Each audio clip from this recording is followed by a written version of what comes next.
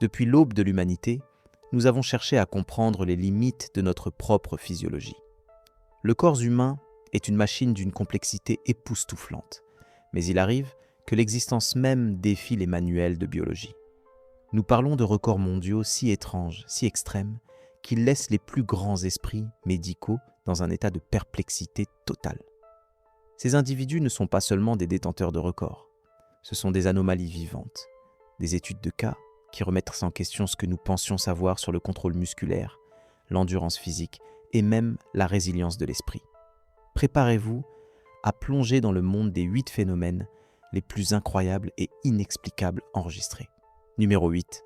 Williams Martin Sanchez Lopez, le détachement oculaire. Imaginez un talent qui semble tout droit sorti d'un film d'horreur, mais qui est une réalité vérifiée et mesurée.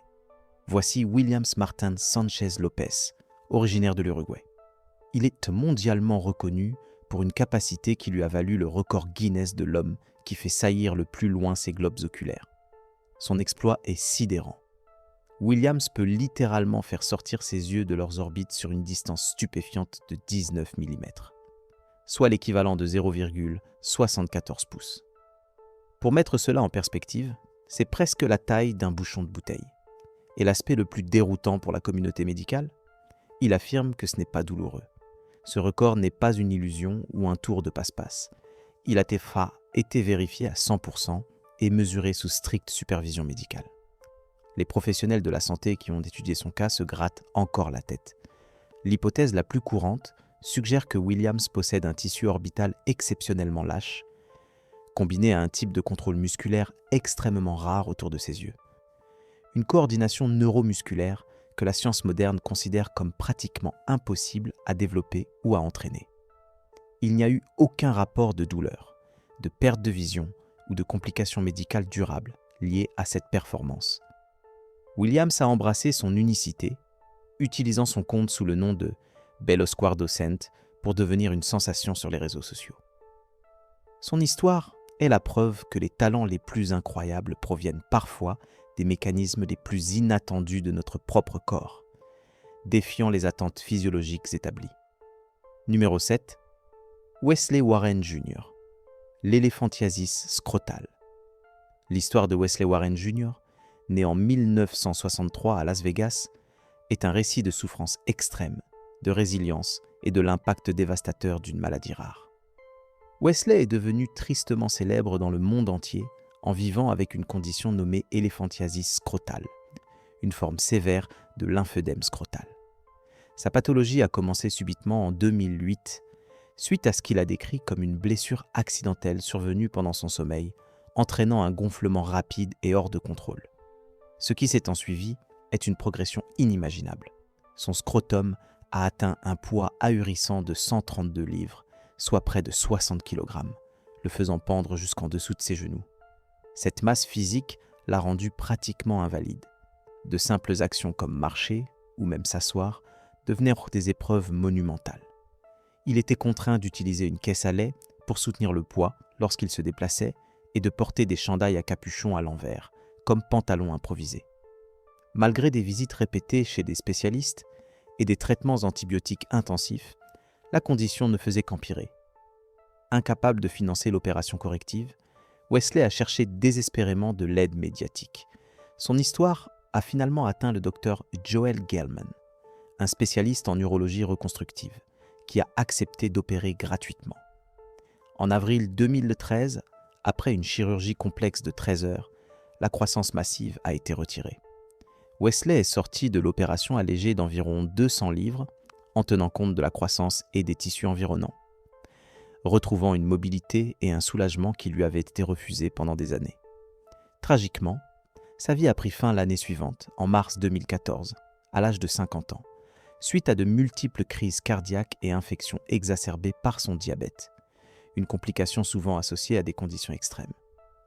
Le cas de Wesley Warren Jr., documenté dans la télé-réalité, reste un témoignage puissant de la complexité, des maladies lymphatiques extrêmes et des défis de l'accès aux soins spécialisés. Numéro 6. Paul Alexander, l'homme aux poumons d'acier. Seulement un survivant, il est une icône de la détermination humaine. À l'âge de 6 ans, Paul a contracté la poliomyélite, une maladie dévastatrice qui l'a laissé paralysé du cou jusqu'aux pieds. Pour survivre, il est devenu dépendant d'un appareil médical désormais considéré comme archaïque, le poumon d'acier.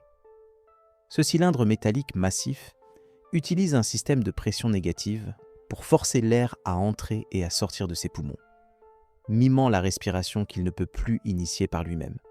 Ce qui rend l'histoire de Paul Alexander si extraordinaire, c'est qu'il a passé plus de 6 décennies à vivre à l'intérieur de cette machine, faisant de lui l'un des plus anciens survivants de la polio à dépendre continuellement de ce type de technologie. Mais Paul a refusé que son existence soit définie par les murs d'acier de son respirateur. Il a appris à vivre, à s'adapter et, plus important encore, à s'épanouir. Contre toute attente physique, il a poursuivi ses études. Il a obtenu un diplôme, est devenu avocat et a même fondé une famille. Il écrivait en tenant un stylo dans sa bouche, développant des méthodes ingénieuses pour communiquer et travailler dans son état. Son histoire est un puissant rappel de la nécessité cruciale de la vaccination contre la polio, qui a pratiquement éradiqué la maladie dans le monde. Mais elle met également en lumière l'extraordinaire plasticité de l'esprit humain face à une adversité physique absolue. Paul Alexander a transcendé la notion de survie. Il est devenu un défenseur, un auteur et une source d'inspiration. Son courage inébranlable et sa capacité à maintenir une vie intellectuellement riche et socialement engagée, malgré le confinement permanent, témoignent d'une résilience qui défie l'imagination. Il nous montre qu'il n'y a pas de barrière physique qui puisse contenir un esprit déterminé. Numéro 5, Cathy Young, la dame au corset extrême. La quête de l'esthétique et de la modification corporelle atteint des sommets controversés avec Cathy Young. Née en 1937, cette Américaine est la détentrice du record Guinness de la plus petite taille au monde. Une distinction qui fascine et dérange. Du haut de ses 58 pouces, la silhouette de Cathy est spectaculairement démesurée. Son tour de taille ne mesurant qu'un minuscule 15 pouces. C'est l'aboutissement d'une passion dévorante pour la mode victorienne et, plus spécifiquement, pour le port constant du corset. Une pratique connue sous le nom de tight lacing, ou lassage serré. L'intérêt de Cathy a commencé en 1959. Cependant, c'est dans les années 1980 que cette passion s'est transformée en un mode de vie permanent.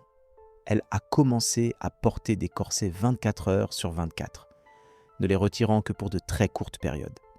Au fil du temps, cette pression constante a remodelé sa structure corporelle, réduisant progressivement son tour de taille jusqu'à cette mesure étonnante, presque irréelle, qui lui a valu le record.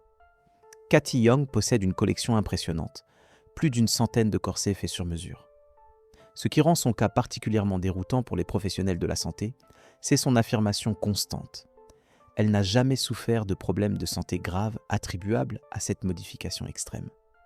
Son mari, Bob Jung, lui-même chirurgien orthopédique, a surveillé sa santé pendant des décennies, allant jusqu'à réaliser des radiographies pour documenter les changements. Étonnamment, il a soutenu publiquement que les corsets ne nuisaient pas à ses organes internes, mais qu'ils fournissaient au contraire un soutien à sa colonne vertébrale.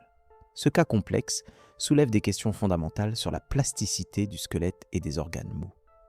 Que l'on y voit une forme d'art corporel, une discipline extrême ou une pratique dangereuse, Cathy Young a repoussé les limites de ce que nous pensions possible en matière de remodelage corporel sans intervention chirurgicale invasive, inscrivant son nom dans l'histoire des modifications physiques les plus extrêmes et les plus débattues. Numéro 4, Jaime Keaton, l'homme ventouse. Né en 1968, Jaime Keaton, originaire de Pensacola, Floride, est l'incarnation d'une anomalie dermatologique qui défie l'identification. Surnommé Canhead, tête de canette, Jaime possède une capacité unique et spectaculaire. Faire adhérer des objets lisses, comme des canettes d'eau d'aluminium, à sa peau par simple succion. Cette condition, non officiellement nommée, mais parfois comparée au syndrome de la peau collante, lui permet de se transformer en un panneau d'affichage humain vivant, une curiosité qui lui a valu une célébrité internationale. Il est apparu dans des émissions de télévision de renom, démontrant en direct l'adhérence stupéfiante de ces objets. En 2022, Keaton a cimenté sa réputation en établissant un nouveau record Guinness, en collant avec succès 10 canettes d'aluminium sur sa tête, surpassant son record précédent de 8, établi 6 ans auparavant. L'exploit a été rigoureusement filmé et validé par un adjudicateur officiel. Mais c'est l'explication physiologique de sa capacité qui intrigue les médecins. Les études initiales sur son cas ont révélé des paramètres corporels hors normes. Jaime Keaton présenterait un taux d'apport en oxygène de 123%, un chiffre nettement supérieur à la moyenne.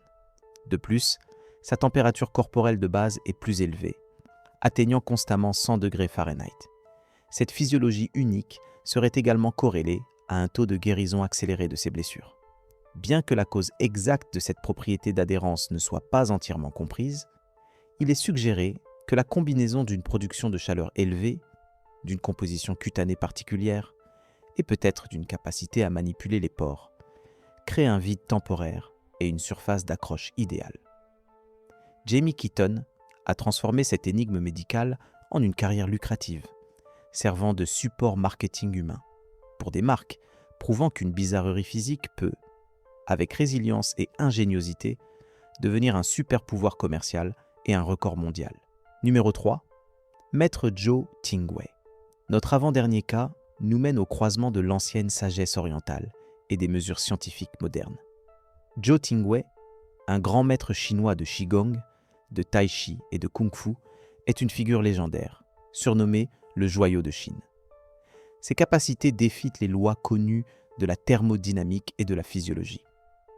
Né en 1934, Maître Joe a consacré sa vie aux arts martiaux et à la médecine traditionnelle chinoise, se formant notamment sur le mont Wudang, un lieu vénéré pour ses pratiques taoïstes. Au fil des décennies, il a développé son propre système, le Tianwu ou Qigong du ciel et de la terre, basé sur la manipulation du Qi, l'énergie vitale du corps. L'aptitude la plus étonnante de Maître Joe est sa capacité à générer une chaleur intense et localisée à partir de ses mains.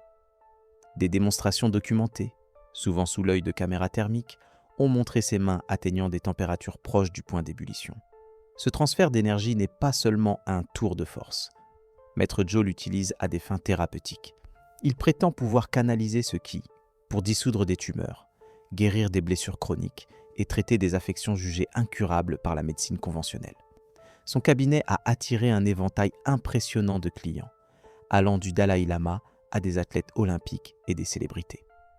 Les scientifiques, bien que souvent sceptiques quant au concept de Qi, ne peuvent ignorer les preuves thermographiques, le mécanisme par lequel il peut augmenter si drastiquement et volontairement la température cutanée et sous-cutanée reste un mystère profond.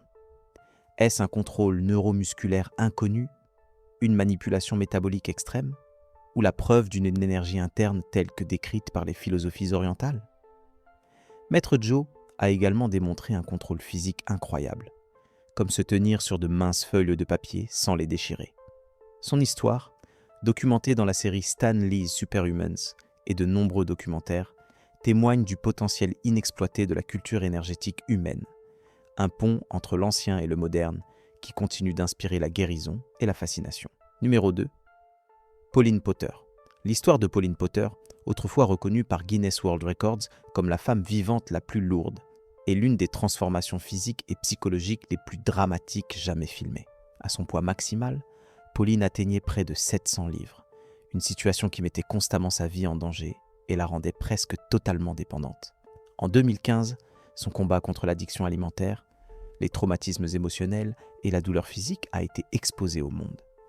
Sa mobilité était si limitée qu'elle luttait pour se tenir debout ou faire quelques pas. Cependant, elle a pris la décision déchirante mais audacieuse de se battre pour sa vie. Son parcours n'a pas été sans embûches, marqué par la frustration et des rechutes.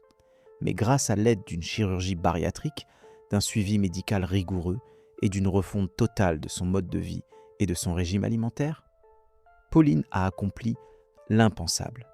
Elle a perdu plus de 500 livres, c'est exact. Elle s'est allégée de l'équivalent d'un demi-tonneau. Sa transformation est bien plus que physique. Elle a confronté les problèmes psychologiques profonds et les traumatismes familiaux qui alimentèrent son addiction. Bien que ses actions à l'écran aient parfois suscité la critique, la force qu'elle a déployée pour persévérer face à des obstacles physiques et mentaux aussi monumentaux est indéniable. Aujourd'hui, Pauline Potter vit une vie plus privée, mais son récit demeure une puissante source d'inspiration. Elle est la preuve vivante qu'avec un engagement inébranlable et un courage absolu, même face à une obésité morbide jugée irréversible, le changement est non seulement possible, mais peut aboutir à une métamorphose complète de l'existence. Numéro 1. Le moment des cas imprévus. Evelyne se tenait debout dans la salle d'examen, gênée par le regard des médecins. Son bras, gravement enflé par un lymphœdème avancé, limitait ses mouvements depuis des années. Après de longs examens, l'équipe expliqua enfin les options de traitement et l'espoir d'une amélioration progressive. De la force interne du chi à la résilience face à la maladie, ces histoires nous rappellent à quel point le corps humain est une énigme. Ces records, vérifiés et souvent inexplicables par la science moderne, sont une source d'émerveillement et de mystère. La prochaine fois que vous pensez connaître les limites humaines, rappelez-vous que la biologie continue d'écrire des chapitres que même les plus grands médecins ne peuvent pas encore déchiffrer.